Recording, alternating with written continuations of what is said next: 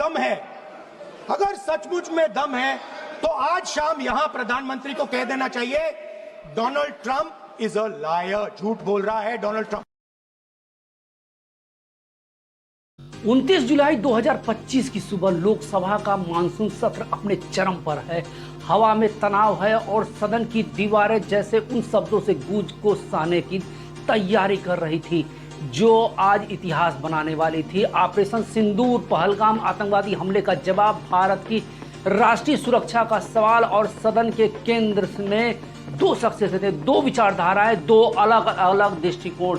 एक तरफ थे विपक्ष के नेता राहुल गांधी जो सरकार को कटघरे में खड़ा करने के लिए बेताब थे, और दूसरी तरफ थे प्रधानमंत्री नरेंद्र मोदी जिनके पास हर सवाल का जवाब था। यह कहानी उस दिन की है जब लोकसभा में शब्दों की तलवारें चली और देश ने सुना, और इस बहस को मैं आपको पूरा सुनाऊंगा। बस 15 सेकंड वेट करें और मात्र 2 सेकंड आप मेरे चैनल को लाइक और सब्सक्राइब कर सकते हैं ताकि मैं आपका मित्र बन पाऊं। पहलगाम का दर्द और ऑपरेशन सिंदूर के जन्म की कहानी को सुनिए। कहानी की शुरुआत होती है 22 अप्रैल 2025 को जम्मू कश्मीर के पहलगाम में आतंकवादियों ने निर्दोष हिंदू नागरिकों के खून से होली खेली और देश का दिल दहल गया। सरकार ने इसे पाकिस्तान प्रायोजित आतंकवाद और हमला करार दिया। जवाब में हुआ ऑपरेशन सिंदूर, एक सैन्य अभियान जिसने कि 6 मई की रात और 7 मई की सुबह पाकिस्तान के ठिकानों को तबाह कर दिया। लेकिन इस जीत की गूंज अभी थमी नहीं थी कि सवाल उठने लगे, क्या यह अभियान वाकई में सफल था?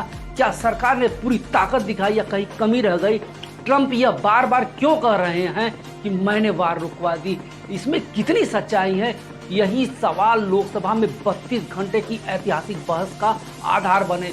सबसे पहले राहुल गांधी का आक्रामक वार आया सदन में, और जैसे ही राहुल गांधी खड़े हुए हवा में बिजली सी कौंध गई। उनके चेहरे पे गुस्सा था और शब्दों में आग थी। 39 मिनट के अपने भाषण में उन्होंने सरकार को निशाने पर लिया। पहलगाम का हमला उन्होंने गहरी सांस लेते हुए कहा कि पाकिस्तान की साजिश थी। मैंने शहीदों के परिवारों से मुलाकात की, करनाल में नरवाल परिवार से और उत्तर प्रदेश के कानपुर में शुभम परिवार से मिला, और उनके आंसू मेरे लिए सिर्फ आंसू नहीं थे बल्कि मेरे परिवार का दर्द थे, क्योंकि मैंने भी अपने पिता को आतंकवादी हमले में खोया है। राहुल ने ऑपरेशन सिंदूर पर सवाल उठाया और 22 मिनट, सिर्फ 22 मिनट में सरकार ने पाकिस्तान को फोन करके यह कह दिया कि हमने गैर सैन्य ठिकाने नष्ट किए हैं, अब युद्ध नहीं चाहिए। यह क्या था? यह क्या आत्मसमर्पण है? उनकी आवाज में तंज था, निशाना सीधा सरकार पर थी, राजनीतिक इच्छा शक्ति पर थी। उन्होंने रक्षा मंत्री राजनाथ के बयान को कोट किया। उन्होंने बताया कि ऑपरेशन सुबह 1:05 पर शुरू हुआ और 1:35 पे खत्म हो गया। यह क्या था? मात्र 22 मिनट में युद्ध था, मात्र 22 मिनट में पहलगाम के लोगों को इंसाफ मिल गया। यह एक पीआर स्टंट था। फिर आया ट्रंप का मुद्दा। राहुल ने अमेरिकी राष्ट्रपति डोनाल्ड ट्रंप के उस दावे को उठाया जिसमें उन्होंने कहा कि उन्होंने भारत पाकिस्तान के युद्ध विराम करवाया।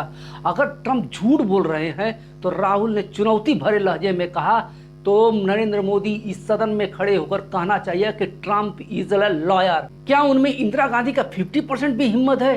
राहुल ने चुनौती भरे लहजे में कहा तो नरेंद्र मोदी को इस सदन में खड़े होकर कहना चाहिए कि ट्रंप इज अ लॉयर। क्या उनमें इतनी हिम्मत है जो इंदिरा गांधी की 50% हिम्मत है कि जो यह बात को कह सके? सदन में सन्नाटा सा छा गया। राहुल ने चीन पाकिस्तान के गठजोड़ पर भी सवाल उठाए। हमारे 5 विमान खो दिए, क्यों? क्योंकि चीन पाकिस्तान में सैन्य जानकारी दे रहा था। लेकिन सरकार ने एक बार भी चीन के शब्द का नाम नहीं लिया। यह डर क्यों आखिर? उन्होंने 1971 के युद्ध का जिक्र किया जब इंदिरा गांधी ने सेना को 6 महीने की तैयारी दी थी और निर्णायक जीत हासिल की थी। आज की सरकार में वह हिम्मत कहाँ है? राहुल ने सेना की तारीफ की, जवानों को टाइगर कहा, लेकिन सरकार पर सेना की इस्तेमाल और अपनी छवि चमकाने के लिए करने का आरोप लगाया। राहुल गांधी ने ऑपरेशन सिंदूर पर बहस में अपना पूरा जोर लगा दिया, हर मुद्दे को उठाया जो नरेंद्र मोदी की सरकार को कड़ा प्रहार कर सकती थी।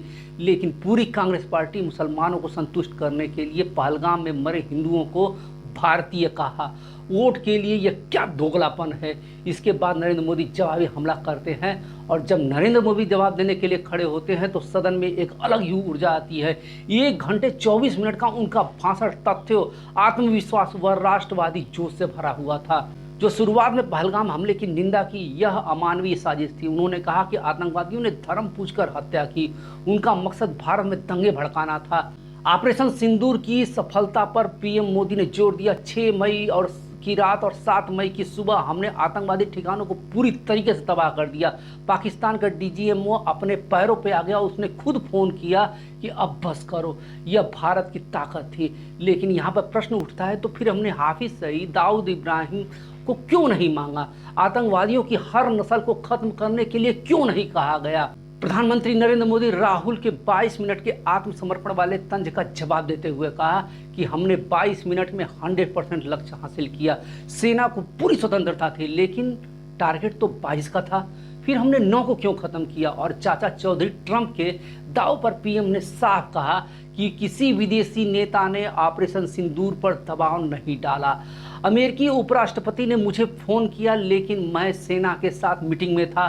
बाद में उन्होंने चेतावनी दी कि पाकिस्तान बड़ा हमला कर सकता है। हमने कहा इसका हम करारा जवाब देंगे। यह जवाब राहुल गांधी की चुनौती को शांत करने वाले था। कांग्रेस तो जवाब सुनकर शांत हो गई, लेकिन ट्रंप इस पर बौखला गए और 1 अगस्त से भारत पर 25% का टैरिफ लगाने की बात कही है। देखते हैं आगे क्या होता है। क्या भारत की संसद ट्रंप को झूठा साबित कर पाएगी? इसके बाद विपक्ष पर पलटवार करते हुए पीएम मोदी ने कहा कि कांग्रेस पाकिस्तान के सुर में सुर मिला रही है। उनका बयान सेना को मनोबल तोड़ने वाला है। उन्होंने 1971 का जिक्र करते हुए कहा कि जब कांग्रेस ने 93,000 पाकिस्तानी सैनिकों को बंदी बनाया था, लेकिन पूरे को वापस लेने का मौका उन्होंने खो दिया। आज हमारी सरकार ने पाकिस्तान को साफ संदेश दिया है कि हर हमले का जवाब पहले से ज्यादा तीव्र होगा। सिंधु जल समझौते पर पीएम ने कांग्रेस को घेरा और 80% पानी पाकिस्तान को दे दिया। यह स्वाभिमान को साथ में धोखा था। उनके शब्दों में गर्व था और सदन में तालियां गूंज रही थी। सदन का माहौल व अन्य आवाजें राहुल और मोदी के बीच में यह भिड़ंत अकेली नहीं थी। प्रियंका गांधी ने भी एक भावनात्मक हमला बोला। उन्होंने पहलगाम हमले की खुफिया विफलता बताया और गृह मंत्री अमित शाह के इस्तीफे की मांग की। दूसरी तरफ अमित शाह ने जवाब दिया कि सुरक्षा एजेंसियों ने सतर्कता दिखाई और ऑपरेशन महादेव में 3 आतंकवादियों को मार गिराया। अब गजब की सोचने वाली बात यह है मित्रों कि उसी दिन मारे गए जब संसद स्टार्ट होने वाली थी। इसमें क्या कोई प्रश्न चिन्ह नहीं खड़ा होता है?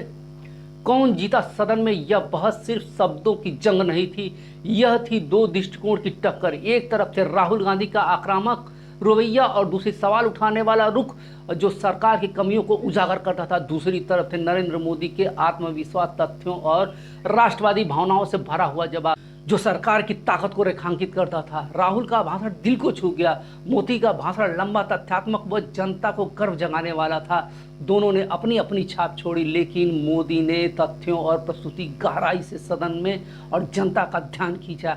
यह कहानी थी एक ऐसी बहस की जिसने न केवल ऑपरेशन सिंदूर बल्कि भारत की रणनीति व राष्ट्रीय सुरक्षा के भविष्य को भी रेखांकित किया।